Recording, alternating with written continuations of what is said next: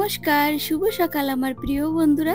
আশা করছি তোমরা যে যেখান থেকে আমার এই ভিডিওটি দেখছো সবাই খুব খুব ভালো আছো, সুস্থ আছো।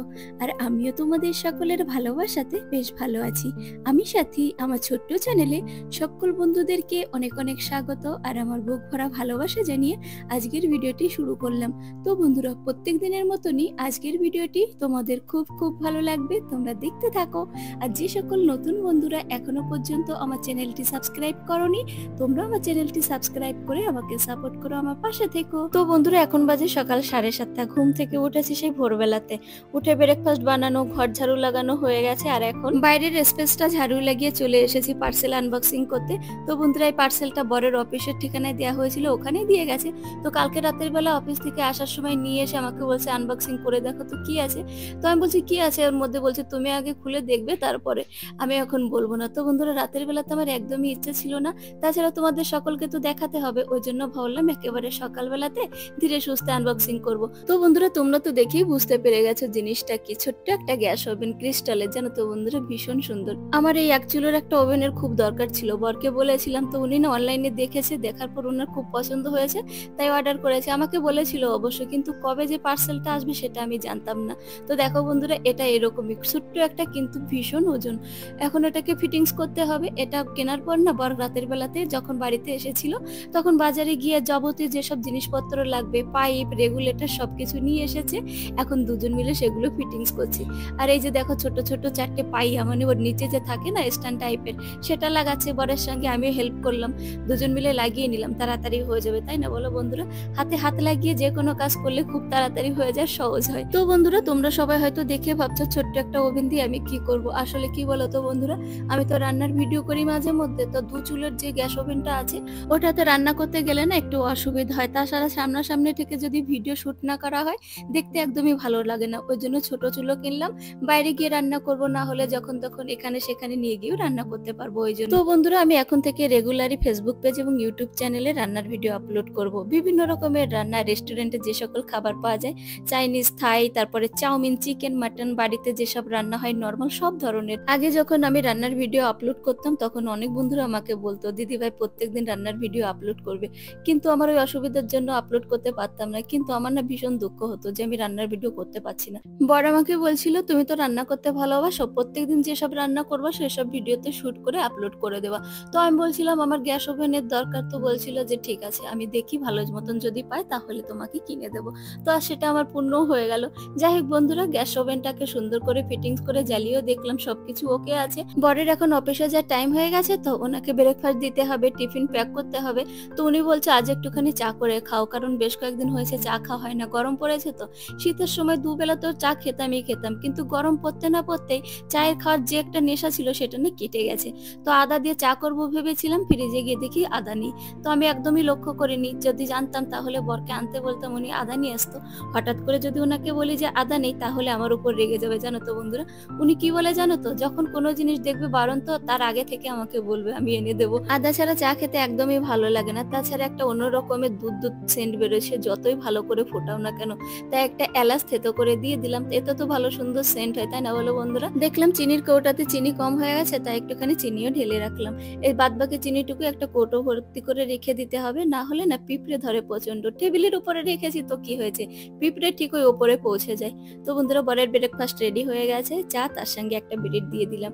রুটি সবজি আছে, বলছে ওসব কোনো কিছু খাবো না, তুমি চা আর ব্রেড দিয়ে দাও, তাই ওনাকে দিলাম। আর আমার বরের কাণ্ড দেখো, এখন বসে বসে মোবাইলে ভিডিও এডিটিং করছে, আর আমাকে বলছে তুমি একটুখানি চা খাও। সবে মাত্র চা বানিয়ে নিয়ে এলাম, আমাকে খেতে বলছে, মুখে দেওয়া যাচ্ছে না, জানো তো বন্ধুরা। তাই বর বলছে দাঁড়াও আমি ফু করে দিচ্ছি, তারপরে খেয়ে। সত্যি বন্ধুরা, এরকম বর পাওয়া ভাগ্যের ব্যাপার।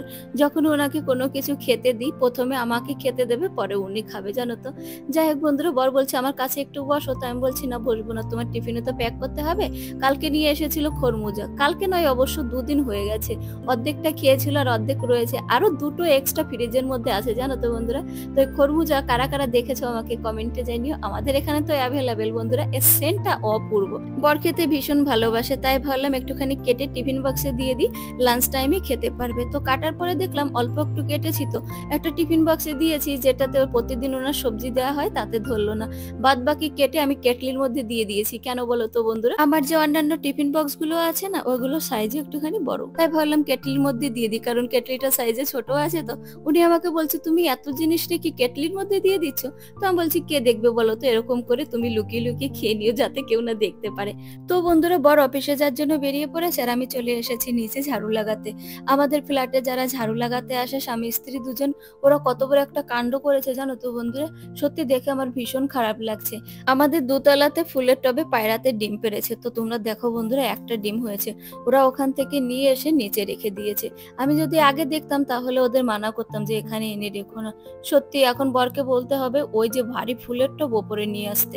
কি করব বন্ধুরা, পায়রা এসে যদি দেখে ওদের ডিম ওখানে নেই তাহলে ওদের কিরকম খারাপ লাগবে বলো তো বন্ধুরা। ওরা যে কোন টাইপের লোক সত্যি এখনো বুঝতে পারলাম না। যাই হোক বন্ধুরা, সব কাজকর্ম আমার কমপ্লিট হয়ে গেছে। এখন ব্রেকফাস্ট করছি। সকালের একটা রুটি আছে, আলু ভাজা, তার সঙ্গে বরকে চা করে দিয়েছিলাম। সেখান থেকে 1 কাপ মতো চা ছিল, সেটা গরম করে এখন আমি ব্রেকফাস্ট সেরে নিলাম। কালকে অনেক জামা কাপড় ধুয়েছিলাম রাতের বেলাতে। এখন যে গরম পড়েছে তাতে রোদের দরকার হয় না, হাওয়াতেই শুকিয়ে যায়। ওই রাতের বেলাতে জামা কাপড় ধুয়েছিলাম, তো তার জন্য আজকে আর জামা কাপড় ধোয়ার নেই। 2-1টা জামা কাপড় ওয়াশিং মেশিনে পড়ে রয়েছে। তো অল্প কয়েকটা জামা কাপড়ের জন্য কে মেশিন চালাবে? কালকে যখন জামা কাপড় বেশি হবে তখন একসঙ্গে সবগুলো ধুয়ে নেব। আমার পেছনে প্রিন্স ঘুরু ঘুরু করছিল, তাই ভাবলাম ওকে পাশে বসিয়ে জামা কাপড়গুলো ভাঁজ করে রাখবো। আর এখানে দেখেছো বিছানা তোলা, আমার বর বিছানাগুলো তুলে দিয়েছে। আজকের আমাকে বিছানা তুলতে হয়নি। উনি যতক্ষণ বাড়িতে থাকে অনেক কাজে হেল্প করে। ছেলে মেয়ে স্কুলে যতক্ষণ না যায় উনি ততক্ষণ বাড়িতেই থাকে। আর আমার যত কাজকর্ম থাকে আমার হাতে হাতে সবকিছু করে দেয়। আমাকে কি বলে উনি জানো তো বন্ধুরা, আমার যদি সামর্থ্য থাকতো তাহলে তোমাকে একটা কাজের মেয়ে রেখে দিতাম। আমার কতই বা কাজ বলো তো বন্ধুরা, তবু উনি চায় আমি বসে থাকি কাজকর্ম না করে। এরকম স্বামী পাওয়া সত্যি ভাগ্যের ব্যাপার, তাই না বলো বন্ধুরা। সংসারে যতই অভাব অনটন থাকুক না কেন, স্বামী যদি ভালো হয় তাহলে কিন্তু সব দুঃখ এক পাশে, আর স্বামীর ভালোবাসা এক পাশে। স্বামীর ভালোবাসা যদি থাকে তাহলে কিন্তু দুঃখ কষ্ট বোঝাই যায় না। তো বন্ধুরা, তোমাদের সাথে কথা বলতে বলতে প্রিন্সকে চান করিয়ে নিজে চান করে পুজো দিয়ে দিয়েছি। এখন আমাকে রান্না বান্না করতে হবে, তো তার জোগাড় গোছাল করছি। তো বন্ধুরা, আজ আমি ভাবছি একটা স্পেশাল জিনিস রান্না করব, যেটা ছেলে মেয়ে আমার সকলেরই ভীষণ পছন্দ। এতদিন রান্না করিনি টাইমের অভাবের জন্য। রান্না করতে গেলে অনেক কিছু জোগাড় গোছাল করতে হয়। তো আজকে দেখলাম আমার সেরকম কোনো কাজকর্ম নেই, বসে আছি, তো ধীরে সুস্থে রান্নাটা করে ফেলি। বিভিন্ন রকমের মশলা, আলু, ক্যাপসিকাম এসব দিয়ে আমি একটা ফ্রাইড রাইস রান্না করি, যেটা খেতে একদম বিরিয়ানির মতো লাগে। মানে মাছ মাংস কোনো কিছুই লাগবে না, এত ভালো লাগে খেতে। আমি একদিন রান্না করেছিলাম এর কয়েকদিন আগে, মোটামুটি 1 মাস মতন হয়েছে। ছেলের কি ভীষণ ভালো লেগেছিল, তো আমাকে বলেছিল মাম্মি আবার রান্না করবে। তো আমি বলেছিলাম আচ্ছা বাবা করবো, তাই আজকে ভাবলাম রান্নাটা করেই ফেলি। তো বন্ধুরা দেখো, পেঁয়াজ কুচি করতে গিয়ে হাল খারাপ, ছোট ছোট করে কুচি করতে হয়েছে। তো তাছাড়া চপার দিয়ে কাটতে একটু অসুবিধা হয়। আমি না বটি দিয়ে কাটতে বেশ ভালো পারি।